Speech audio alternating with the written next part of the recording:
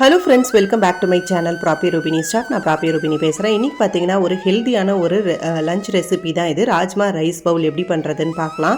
இதுக்கு வந்து நம்ம ராஜ்மாவை நைட்டே ஊற வச்சு நல்லா அதை வேக வச்சு எடுத்து வச்சுக்கணும் முதல்ல.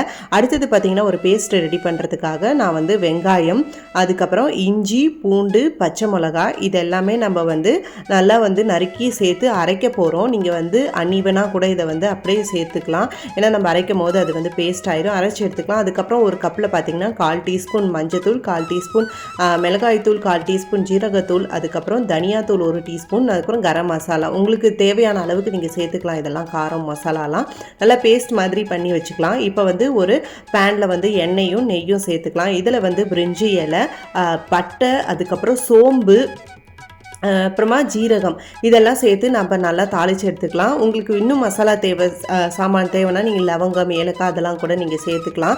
நான் வந்து இன்றைக்கி இவ்வளோ தான் சேர்த்துருக்கேன். இது நல்லா ரோஸ்ட் ஆக விட்டு நம்ம வந்து அரைச்சி வச்சுருக்க பேஸ்ட்டை வந்து இதில் சேர்த்துக்க போகிறோம். அந்த வெங்காய பேஸ்ட்டை வந்து நல்லா சேர்த்துட்டு இதை நல்லா ஒரு 10 நிமிஷம் நீங்கள் வந்து நல்லா அந்த பச்சை வாசனை போகிற அளவுக்கு இது நல்லா வதங்கணும். அப்போ தான் உங்களுக்கு வந்து பார்த்திங்கன்னா ஃப்ளேவர் நல்லாயிருக்கும். இதை வந்து நல்லா ஒரு 10 நிமிஷத்துக்கு நீங்கள் கலரி விட்டே இருங்க.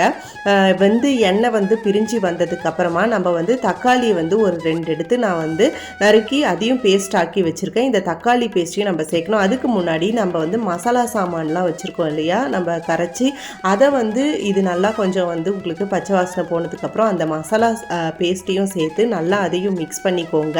ரொம்ப ஈஸியாக இதை வந்து நீங்கள் ரெடி பண்ணிடலாம். அவ்வளோ க்ரீமியாக கிரேவி சூப்பராக இருக்கும். கண்டிப்பாக உங்கள் வீட்டில் ட்ரை பண்ணி பாருங்கள். இதுவும் நல்லா ஒரு 10 நிமிஷத்துக்கு உங்களுக்கு எண்ணெய் வந்து லைட்டாக பிரிஞ்சு வர மாதிரி வர வரையிலும் நல்லா அது வந்து கொதிக்கணும். இப்போ பார்த்திங்கன்னா நல்லா அது வந்து கொதிச்சிடுது. இந்த ஸ்டேஜில் நம்ம வந்து அரைச்சி வச்சுருக்க தக்காளி பேஸ்ட்டை அதையுமே சேர்த்துக்கலாம். இதில் தக்காளி பேஸ்ட்டு போட்டதுக்கப்புறமா திருப்பி ஒரு 5 நிமிஷம் 10 நிமிஷம் அது நல்லா கொதிக்கணும். அது நல்லா கொதிச்சதுக்கு அப்புறமா நம்ம வந்து இதில் கொத்தமல்லி, அதுக்கப்புறம் வேக வச்சுருக்கிற நம்ம அந்த ராஜ்மா இதெல்லாம் சேர்த்து மிக்ஸ் பண்ணோன்னா சூப்பரான கிரேவி ரெடி ஆகிடும். நீங்கள் ராஜ்மாவுக்கு பதிலாக இதில் வந்து என்ன பயிறு வகைகள் இருக்கோ அது கூட நீங்கள் யூஸ் பண்ணிக்கலாம். டேஸ்ட்டு நல்லா தான் இருக்கும். இந்த சேம் கிரேவியை வச்சு நீங்கள் நிறைய ரெசிபிஸ் ட்ரை பண்ணலாம். இது கூட நீங்கள் பன்னீர் சேர்த்திங்கன்னா பன்னீர் பட்டர் மசாலா அந்த மாதிரி ஆகிடும். இப்போ இந்த கிரேவிக்கு தேவையான அளவுக்கு நம்ம வந்து உப்பு சேர்த்துக்கலாம். உப்பு கன்சிஸ்டன்சி நீங்கள் அட்ஜஸ்ட் பண்ணிக்கலாம் உங்கள் டேஸ்ட்டுக்கு ஏற்ற மாதிரி.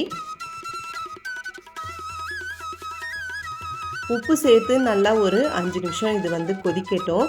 அப்புறம் நம்ம வேக வச்சுருக்கிற ராஜ்மா அதையும் சேர்த்து இது கூட நான் இப்போ மிக்ஸ் பண்ணி எடுத்துக்கிறேன். இது கூட வந்து உங்களுக்கு நல்லா தண்ணியாக இருக்குது அப்படின்னா நீங்கள் வந்து அதை நல்லா கிரேவி கன்சிஸ்டன்சி கொண்டு வரணும்னா கொஞ்சம் ராஜ்மாவை வந்து நீங்கள் மிக்சியில் அரைச்சி அதை இது கூட சேர்த்துட்டீங்க அப்படின்னா உங்களுக்கு வந்து நல்லா ஒரு கன்சிஸ்டன்சி கிடைக்கும். ரொம்ப தண்ணியாக இல்லாத ஒரு மாதிரி நம்ம தொட்டு சாப்பிட்ற ஒரு பதத்துக்கு வரும். ஸோ நம்ம இப்போ இதை மிக்ஸ் பண்ணிவிட்டு நல்லா கொத்தமல்லி தூவி இறக்கிட்டோம் அப்படின்னா சூப்பரான ராஜ்மா கிரேவி ரெடி. இன்றைக்கி நான் பார்த்தீங்கன்னா ரைஸ் கூட தான் சர்வ் பண்ணியிருக்கேன். அந்த ரைஸ் என்ன அப்படின்னு பார்த்தீங்கன்னா மாப்பிளை சம்பா அரிசி. இதை நைட்டே நம்ம ஊற வச்சுட்டு காலையில் குக்கரில் வந்து நம்ம ஒரு 3-4 விசில் விட்டு எடுத்தோம் அப்படின்னா சூப்பராக ரெடி ஆகிடும். இப்போ பார்த்திங்கன்னா நல்லா ஒரு 10 நிமிஷம் அந்த பீன் போட்டதுக்கப்புறமா ராஜ்மா போட்டதுக்கப்புறமா நல்லா இது வந்து கொதிச்சிருக்கு. நல்ல மசாலாவும் இறங்கியிருக்கும். இந்த ஸ்டேஜில் நம்ம வந்து இப்போ கொத்தமல்லியும் தூவி எடுத்துக்கலாம். அடுத்தது நான் சொன்ன மாதிரி பிளேட்டிங் ரெடி பண்ணிடலாம். கொஞ்சமாக ரைஸும் அதுக்கப்புறம் சைட் டிஷ்ஷும் நம்ம வந்து ராஜ்மா ப்ரிப்பேர் பண்ணதையும் சேர்த்தோம் அப்படின்னா சூப்பரான ரைஸ் பவுல் உங்களுக்கு ரெடி ஆகிடும். கண்டிப்பாக இதை ட்ரை பண்ணி பாருங்கள். பசங்களுக்கும் ரொம்ப பிடிக்கும். இது வந்து கேரளா மட்டா ரைஸ் மாதிரி இருக்கும் உங்களுக்கு அந்த ரைஸு.